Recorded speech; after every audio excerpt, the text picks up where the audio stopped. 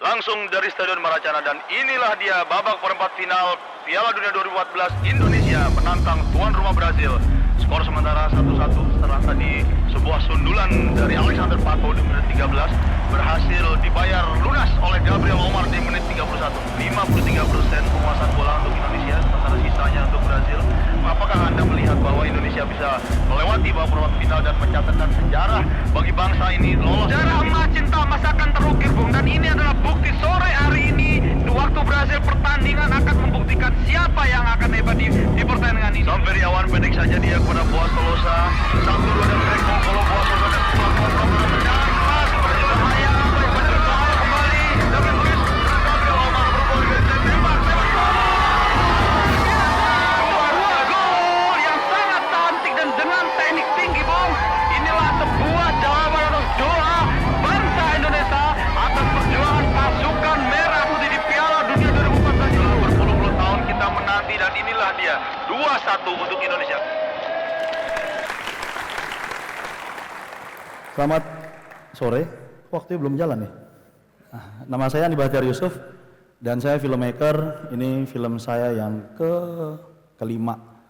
Saya udah bikin 4 film sebelumnya. Film 1, 2, dan keempat saya dokumenter. Dan yang ketiga kemudian fiksi, love story gitu deh.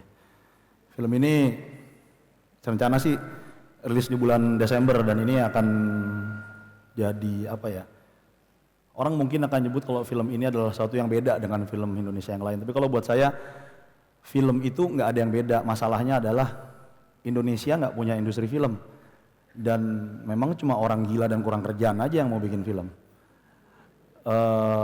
Dulu awalnya saya mau bikin film karena saya sangat suka sinema. Waktu SMA itu, ini boleh dicontoh boleh nggak sih?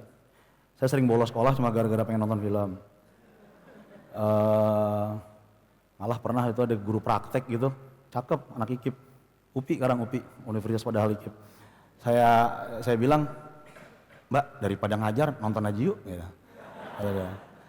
Ya banyak hal gitu yang saya kerjain dulu. Kemudian saya juga, saya sangat menyukai sepak bola juga. Terus saya pikir ketika suatu hari saya kerja jadi wartawan sebentar, kerja di iklan yang cukup lama. Lalu saya pikir mungkin udah waktunya saya ngerjain yang saya suka, dan itu aja yang saya mulai. Ngerjain yang saya suka. Ngerjain yang saya suka itu memang sebenarnya sangat menyenangkan. Semua di sini pasti kan pengen mengerjakan yang mereka suka. Ada yang suka nggak suka internet, jadi web developer, ada yang jadi apa, suka gitulah. Tapi kemudian yang saya ingat, ternyata mengerjakan hobi itu akhirnya kita harus mampu memanage diri, dan itu yang saya kerjain. Dan ketika mencoba memanage diri, kemudian akhirnya saya bikin PH sendiri, itu pun sebenarnya karena keadaan, karena saya berhadapan dengan sistem di Indonesia. Saya nggak ngomong pemerintahan atau apapun, dulu belum ngomongin itu dulu, karena ternyata industri di film kita nggak ada. Salah satu syarat untuk menjadi sebuah industri adalah ada produk differentiate kan.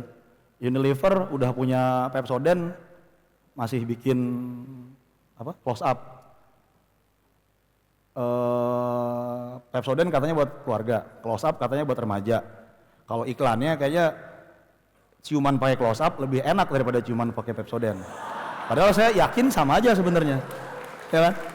Terus ada Lifebuoy, di umur segini saya pakai Lifebuoy nggak apa-apa. Tapi kalau dikasih iklan anak kecil tuh, artinya kan mereka selalu membuat produk differentiate kan. Nah kalau di Indonesia, film itu cuma ada humor esek-esek, hantu cantik ngompol kayak gitu-gitulah. Lalu kemudian humor esek-esek, lalu kemudian ada film drama cinta remaja, dan kemudian sisanya. Nah, sebetulnya nggak ada yang salah dengan dua genre tadi itu. Cuman yang salah adalah ketika semua pasar ngikutin itu, kita jadi me-too produk, dan akhirnya nggak ada lagi standar produksi. Kita tidak pernah melakukan standar produksi yang benar. Kita tidak paham bahwa film itu apa sih. Bahkan, nah sekarang pemerintah nih, jangan pemerintah deh, kita aja deh. Karena kan di sini kita, saya atau yang di sini, suatu hari mungkin kan akan ada di sistem-sistem itu.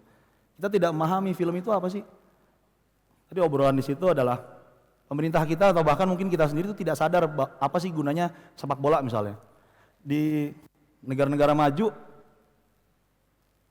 sepak bola itu adalah lapangan pekerjaan. Sepak bola adalah olahraga menyehatkan tuh pastilah. Adalah lapangan pekerjaan. Dia adalah sebuah industri yang bisa membangun identitas. Dia adalah industri yang berdasarkan fanatisme. Kan kalau kita ini, ya sorry nih kalau misalnya yang tersinggung. Ada pengajian gitu, kita mau keluar duit mahal kan. Keluar duit gede, kita keluarin uang gitu. Karena kita percaya sama agama tersebut. Itu juga yang terjadi di sepak bola kan. Itu adalah industri yang berdasarkan fanatisme, tapi itu tidak dikerjakan di Indonesia. Demikian juga film. Pemerintah kita cuma sadar bahwa film itu pekerjaan selebriti. Tidak ada kesadaran bahwa filmmaking itu adalah pekerjaan yang bisa memberikan sebuah propaganda misalnya. Sekarang kalau misalnya saya tanya di sini, bahasa Inggris yang benar bahasa Inggris mana sih? Pasti Amerika kan? Kalau ada orang, if someone talk like this, kalian akan bilang, bahasa Inggrisnya aneh, gue gak ngerti. I'm gonna be there on Sunday, dan kalian akan ngerasa aneh. Karena itu bukan bahasa Amerika. Lalu kemudian Amerika pasti menang perang kan di Vietnam. Padahal perang apa sih yang pernah dimenangkan sama Amerika? Ini kita tadi ada presentasi soal rokok gitu. Itu kan Philip Morris tadi ya. Philip Morris itu sebuah industri besar dikerjakan di Amerika, melakukan propaganda A, I, U, E, O. Sekarang kalau nggak salah mereka bikin campaign yang bukan campaign, semua campaignnya Philip Morris itu kalau bilang nih kalau ketemu, kita tuh nggak mau campaign nyuruh orang rokok. Ngomongnya kan begitu kalau nggak salah. Padahal jelas banget jualannya rokok. Nggak mungkin dia nyuruh pakai sabun gitu, kalau jualan rokok kan nggak mungkin. Nah, tapi mereka mampu melakukan itu dengan sangat sempurna, sehingga kita percaya bahwa yang mereka lakukan itu benar. Amerika nggak pernah menang perang. Negara terkuat di dunia sekarang apa? Amerika kan? Menang perang nggak pernah.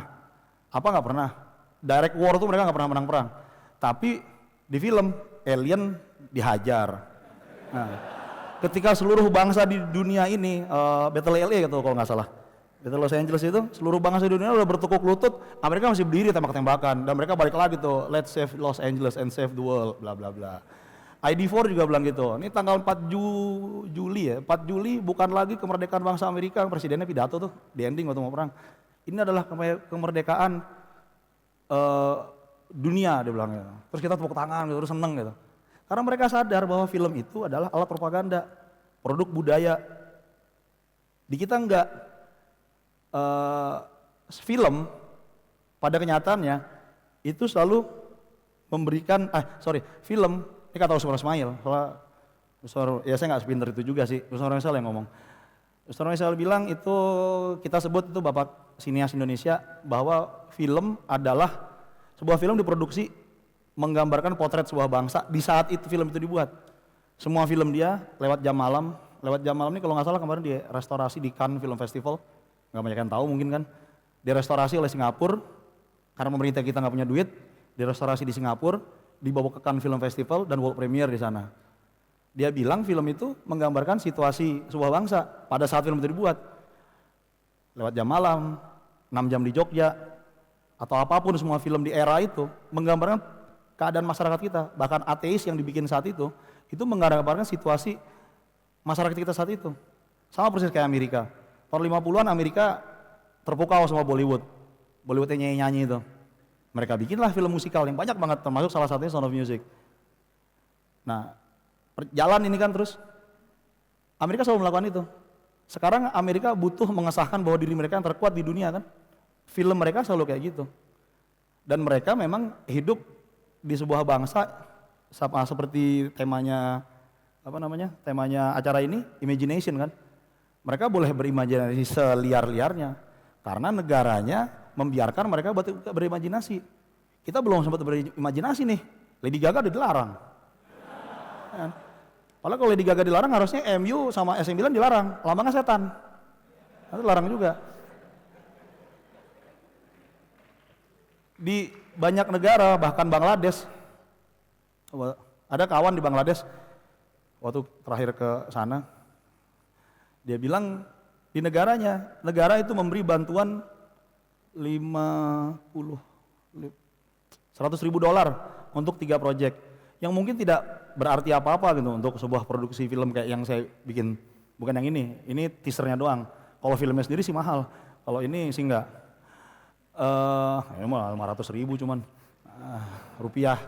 Jadi memberikan itu agar si filmmaker ini membuat film dan yaitu menggambarkan negara itu seperti apa sekarang. Kita paham, kita semua pasti paham kan belokan New York, San Francisco kayak apa, Seattle tuh ada towernya, karena kita nonton film Amerika. Nah, itu yang dilakukan oleh Bangladesh, ada juga teman lain di Guatemala, ada kemarin ketemu teman Spanyol negara maju kali, mungkin kita nggak hitung lah. Tapi mereka selalu berikan itu. Di Indonesia sama sekali nggak ada. Dan semua filmmaker Indonesia akhirnya harus struggling cari uang. Riri Riza kek, Joko Anwar kek, Nia Dinata kek, saya sendiri kek, yang mungkin levelnya ada di bawah mereka. Nggak juga sih. Jadi,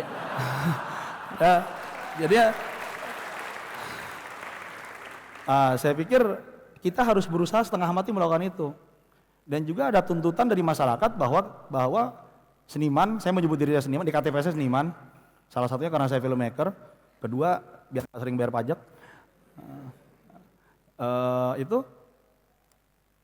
kita itu bebannya jadi berat kan. Ketika press conference, wartawan selalu nanya, wartawannya udah pinter-pinter tuh selalu nanya, jadi mas ini pesan moralnya apa ya?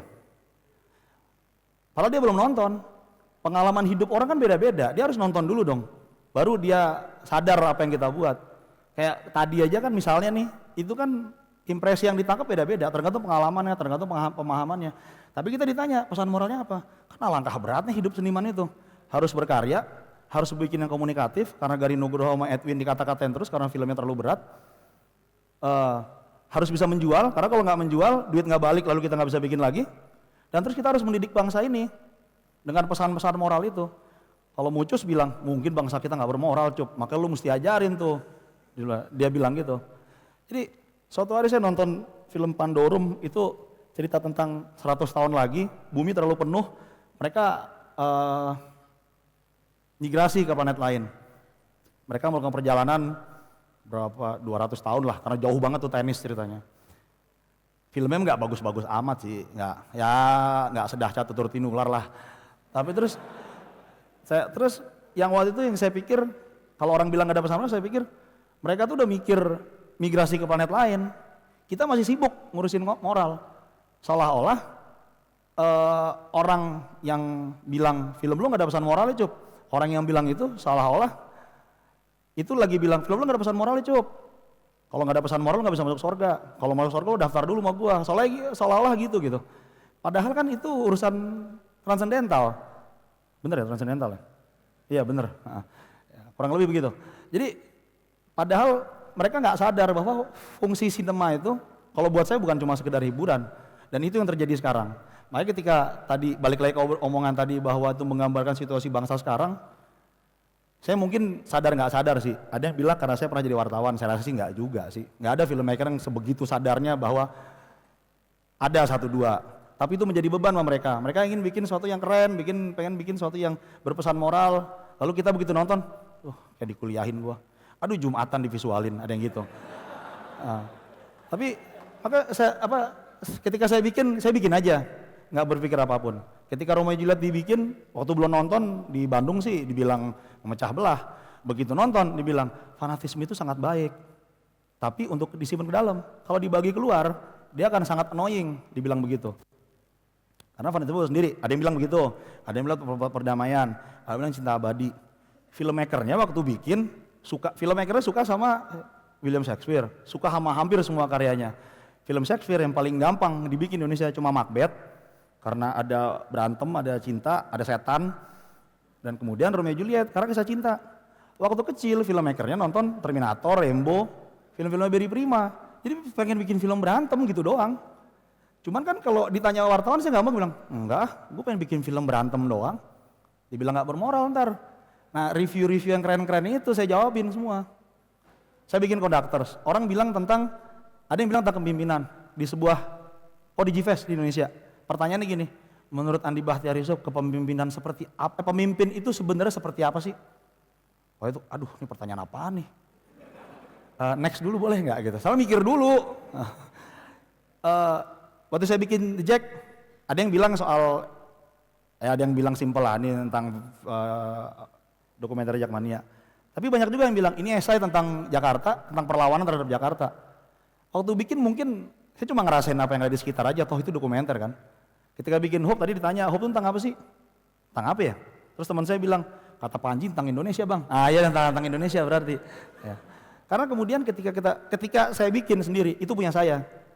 Hope itu saya bikin sebenarnya untuk menertawakan bangsa ini yang sangat utopis gitu. Waktu itu dapat orderan dari Coca-Cola, Piala Dunia datang trofinya. Dan ada 15.000 orang Indonesia tuh ngantri setengah mati sampai sore. Dan banyak diantaranya nggak ngerti ada apa di dalam. Dan lebih banyak lagi, termasuk saya bisa bilang, anjing Piala Dunia jauh banget tuh. Kan jauh itu. Itu kayak kita ngeliatin bulan kan. Orang main bola nendang aja nggak bener, gimana mau main Piala Dunia? Sebenarnya itu sebetulnya. Tapi ketika terjadi film tentang Indonesia, wah saya termotivasi sekali gitu. Ya balik lagi kan, ketika dibikin itu bikin berproses segala macam itu punya saya. Jadi ketika orang bilang ini, banyak bacot tuh nonton aja ntar deh. Nah, ketika nonton, apalagi kalau udah bayar, itu mau ngata-ngatain boleh. Mau dibilang, wah ini Yahudi, nggak apa-apa, yang penting bayar. Kan diserang FPI, jadi promo lagi. Ya bayar, jangan bajak maksudnya. Terus Toto ada yang nanya nih, bang downloadannya di mana? Ya. Dibilang beli, jawabannya nggak tahu beli di mana. Ya itu jadi harusnya di kita. Di banyak negara karena mereka sadar soal ini, ya mereka sadar, mereka maju soalnya. Kita yang maju kan nyawa Pulau Jawa. Saya selalu bilang Indonesia itu Jakarta, Pulau Jawa dan sisanya. Koneksi internet udah lelet itu di situ Bondo. Mereka punya proteksi terhadap film, karena film dianggap produk budaya, dianggap produk kesenian. Buat saya itu seni yang lengkap. Ada aksi, ada drama, ada seperti panggung begini, orang beraksi, dikasih musik, dikasih teknologi dan segala macam. Bahkan Avengers saya juga begitu kan. Mereka punya proteksi untuk melawan hegemoni Hollywood yang gila-gilaan itu. Hollywood mampu berproduksi dengan uang 300 juta dolar. Sementara modus anomali misalnya, itu 5M kalau nggak salah. Itu coba berapa tuh? 500 ribu ya kalau nggak salah. Ya 500 ribu lah misalnya. Ya nggak sebanding. Avengers juga nggak akan bangga dibandingkan modus anomali misalnya gitu. Untuk melawan itu, Korea itu ngasih batasan 21 hari proteksi terhadap film. Prancis ngasih 15 hari. Spanyol itu 20 hari. Belanda itu 18 hari. Malaysia 14 hari. Jadi film lokal itu harus ada di bioskop dalam kurun waktu itu. Kalau dia memang gak ada yang nonton baru hilang. Kalau di kita itu ada yang namanya, bukan yang namanya, 21 itu satu-satu distributor, nggak ada sistem distribusi. Kalau di sana mereka ngambil dicek, oh bagus nih, gue distribusin, ada banyak distributor. Kalau di kita enggak, 21 satu distributor, daftarin aja filmnya ntar diputer. Jadi kalau hari pertama film kayak Modus Anomali yang nonton misalnya cuma 4.000 orang seluruh Indonesia, ya hari Senin jangan ngarepin nonton film itu lagi udah. Makanya banyak orang, termasuk saya bilang, ada gerakan Kamis ke bioskop kan kalau pernah baca di internet, di Twitter. Karena hari Kamis itu penting di kita. Ketika yang nonton cuma 4.000, ya hari Senin mendingan nonton mirror-mirror aja, kalau enggak nenek jangkung. Tapi kalau misalnya memang beneran mengharapkan ada produk budaya, produk kesenian segala macam dari sineas, karena sineas kalau duitnya nggak balik nggak akan dibikin lagi, bakal dibikinin. Saya pernah bikin film thriller nih Pak. Wah kalau nggak ada muka serem nggak laku cup.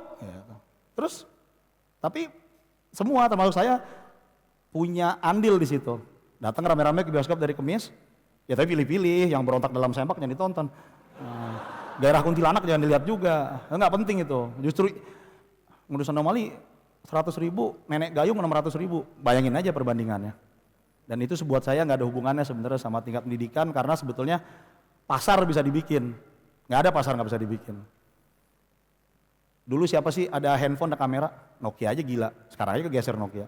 Tapi itu yang terjadi. Waktunya habis. Ya udah, makasih kalau gitu. Suruh push up soalnya katanya kalau kelamaan. Makasih.